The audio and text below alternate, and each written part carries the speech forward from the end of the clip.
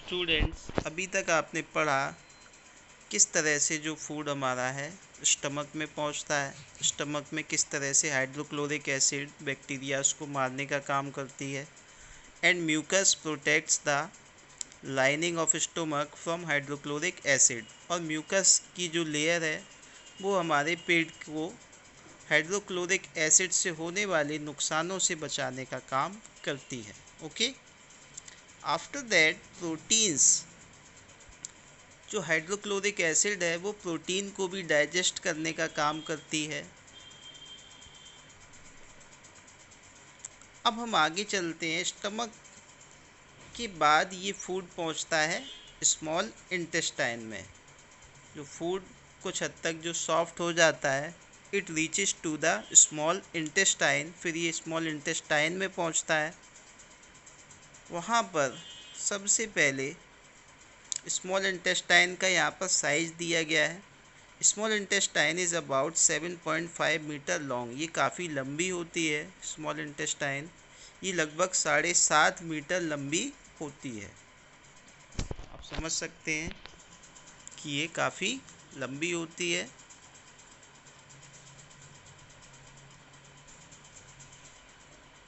सबसे पहले जो फूड स्टमक से निकलता है ये इसके फ्रंट पार्ट में यानी स्मॉल इंटेस्टाइन के शुरुआती भाग में पहुंचता है, जिसको बोला जाता है ड्यूडेनम। ओके, ड्यूडेनम क्या करता है? It receive digestive juices from the liver and pancreas. Duodenum digestive juice, जो लीवर हमने बताया था, लीवर है हमारा, पेनक्रियास है, ये सारे डाइजेस्टिव जूस निकालते हैं जिससे भोजन पचाने में आसानी होती है। इस तरह से जो है ड्यूडेनम में जब ये पहुंचता है फूड, तो वहाँ पर लीवर से बाइल जूस निकलता है, जिसकी वजह से फैट डाइजेस्ट हो सकता है फूड का। लीवर का जो बाइल जूस है ये क्या करता है? ये फैट को डाइजेस्ट करने का काम करता है। स्टूडेंट्स, इतना समझ में आया होगा आपको। सो नाउ ये जो बाइल है ये कहाँ पर स्टोर होता है? गाल ब्लैडर में जाकर। ये जो बाइल जूस है ये स्टोर होता है गाल ब्लैडर में। आप देख रहे हैं पेनक्रिया जो है वो स्टमक के पिछले भाग में यानी स्टमक के नीचे होता है। पेनक्रियाटिक जूस, अब ये जो पेनक्रिया से डाइजेस्टिव जूस निकलता है इसका काम क्या है? It help in digesting protein, fat and carbohydrate. Students याद रखिएगा, लीवर का हमने पढ़ा था जो बाइल जूस था वो फैट को केवल डाइजेस्ट करता था, लेकिन जो पेनक्रियाटिक जूस पेनक्रियास से निकलता है ये डाइजेस्ट करता है प्रोटीन, फैट और कार्बोहाइड्रेट्स, यानी ये तीनों चीज़ों को डाइजेस्ट करता है। स्टूडेंट्स, इस तरह से ये फूड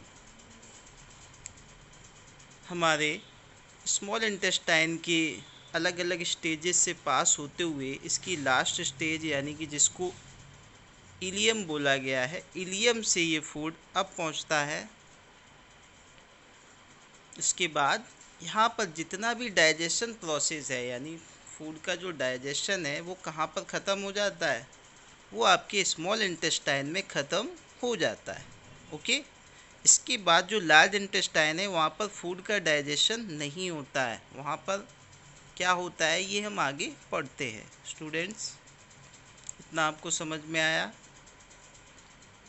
आफ्टर दैट कुछ चीज़ें हम यहाँ पर देख लेते हैं। जो हमारे पेनक्रियाटिक जूस और बाइल जूस थे ये क्या करते हैं? प्रोटीन को कन्वर्ट करते हैं अमीनो एसिड में, कार्बोहाइड्रेट को सिंपल शुगर में कन्वर्ट करते हैं, एंड फैट को ये कन्वर्ट करते हैं ग्लिसरॉल एंड फैटी एसिड में। क्योंकि ये काफ़ी प्रोटीन, कार्बोहाइड्रेट काफ़ी कॉम्प्लेक्स होते हैं जिनको ब्रेक करना पड़ता है स्मॉल पार्ट्स में, तो ये जो स्मॉल पार्ट्स इनके होते हैं इनको अमीनो एसिड प्रोटीन के पार्ट्स को बोला जाता है। कार्बोहाइड्रेट्स का जो है सिंपल सब्सटेंस में जब कन्वर्जन होता है तो वो सिंपल शुगर कहलाता है। फैट जब टूटता है तो वो ग्लिसरॉल और फैटी एसिड में कन्वर्ट होता है। स्टूडेंट्स, इतना आपको समझ में आ रहा होगा। अब हम चलते हैं लार्ज इंटेस्टाइन में। लार्ज इंटेस्टाइन में विली जो वॉल्स होती हैं ये क्या करती हैं, ये वाटर को एब्जॉर्ब करती हैं। तो आप देख सकते हैं इस तरह से यहाँ सारी प्रोसेस आपकी कंप्लीट हो जाती हैं डाइजेशन की।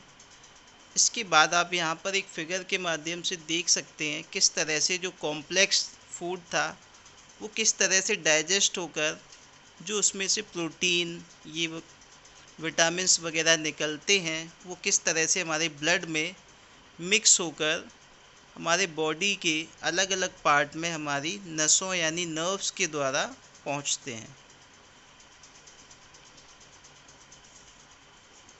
इस तरह से हमारी बॉडी में एनर्जी पहुंचती है। तो स्टूडेंट्स, अभी तक तो हमने डाइजेशन प्रोसेस में बताया कि स्मॉल इंटेस्टाइन में सारी डाइजेशन प्रोसेस कंप्लीट हो जाती है। अब प्रोसेस स्टार्ट होती है इजेशन की। इजेशन यानी जो वेस्ट प्रोडक्ट्स यहाँ पर बचेंगे उनको किस तरह से बाहर फेंकना है। ओके, सो लार्ज इंटेस्टाइन में जैसे ही ये फूड एंटर करता है, जो वेस्ट प्रोडक्ट्स, अब इनमें से क्या होता है, इसकी जो वॉल्स है यहाँ पर, वॉल्स में वाटर एब्जॉर्ब यानी जो पानी इनके साथ आता है तो लगभग 75% वाटर जो है ये वापस एब्जॉर्ब कर लेता है ताकि हमारी बॉडी में पानी की कमी ना हो। ओके, इतना समझ में आया। इस तरह से ये फूड होता हुआ पहुंचता है लार्ज इंटेस्टाइन के लास्ट पार्ट में, जिसको कि रेक्टम बोला जाता है। और रेक्टम में पहुंचने के बाद ये फेसेस यानी जो हम लोग सुबह सुबह लेट्रिन करते हैं उसमें ये कन्वर्ट हो जाता है। ओके, तो इतना आपको समझ में आया। इस तरह से ये वेस्ट प्रोडक्ट के रूप में, फेसेस के रूप में, यानी गंदगी जो है वो बॉडी में एनस के थ्रू ये बाहर निकाल देता है।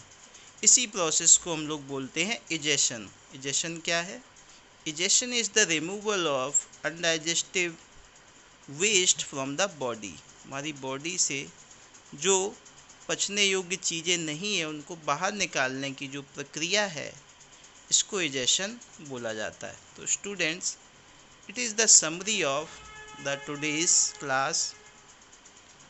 As you can see that, आप इसका भी स्क्रीनशॉट ले सकते हैं ताकि आप कभी भी जो है इसको रिवाइज आसानी से कर सकें। ओके स्टूडेंट्स, सबसे पहले आप देख रहे हैं बकल कैविटी में फूड पहुंचता है, फिर ओएसोफेगस में, इसके बाद ये पहुंचता है, आप जानते हैं, फिर लीवर और गाल ब्लैडर, इसके अलावा पेनक्रियास जो हैं ये क्या करते हैं, ये जूस, डाइजेस्टिव जूस प्रोड्यूस करते हैं जिससे भोजन को पचाने में आसानी होती है। फिर ये फूड स्टमक में पहुंचता है, आपने ये भी पढ़ा था। स्टमक में जब ये फूड पहुंचता है, स्टमक में हाइड्रोक्लोरिक एसिड पाई जाती है, म्यूकस पाया जाता है, जो कि हाइड्रोक्लोरिक एसिड आपने पढ़ा कि ये बैक्टीरियाज को किल करता है और फूड को सॉफ्ट करने में मदद करता है। इसके बाद आते हैं आफ्टर दैट, म्यूकस का हमने रोल बताया। म्यूकस का क्या था, एक प्रोटेक्टिव लेयर बनाता है, एक सुरक्षात्मक झिल्ली बनाता है चारों ओर, इसकी स्टमक की बाउंड्री के चारों ओर एक झिल्ली बनाता है जिससे हाइड्रोक्लोरिक एसिड से जो नुकसान होते हैं उनसे बचा जा सके।